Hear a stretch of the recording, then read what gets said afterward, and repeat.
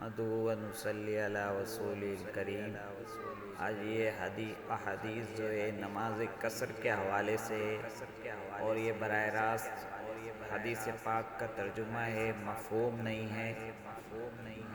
صالح بن کیسان نے ارواح بن زبیر رضی اللہ عنہ سے، اور انہوں نے نبی کریم صلی اللہ علیہ وسلم کی اہلیہ حضرت عائشہ رضی اللہ عنہما سے روایت کی۔ انہوں نے کہا، سفر اور حضر مقیم ہونے کی حالت میں نماز 2 رکعت فرض کی گئی تھی، پھر سفر کی پہلی حالت پر قائم رکھی گئی اور حضر کی نماز میں اضافہ کر دیا گیا، یعنی سفر کی رکعت جو ہے اب بھی آپ 2 رکعت ہی ادا کریں۔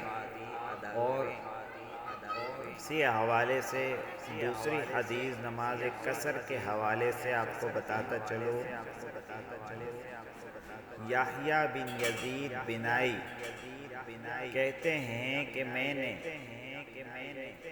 حضرت انس مالک رضی اللہ تعالیٰ عنہ سے نماز قصر کے بارے میں سوال کیا۔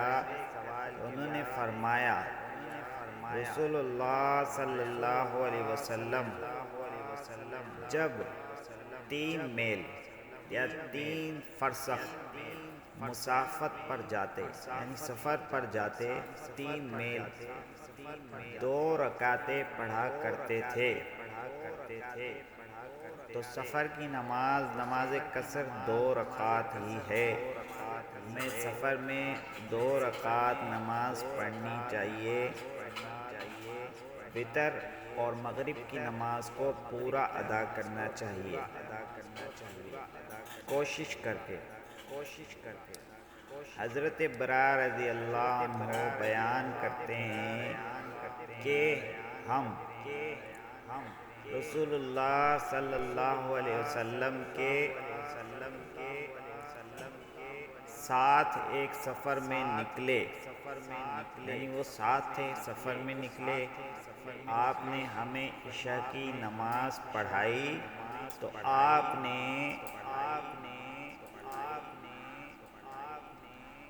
اس کی 1 رکعت میں سورہ والتین والزیتون وطور سینین وہذا البلد الامین یہ سورت تلاوت فرمائی۔ بھائی، سفر کی رکعتیں جو ہے 2 رکعت نماز ہی ہے جو ہمیں ادا کرنی ہے۔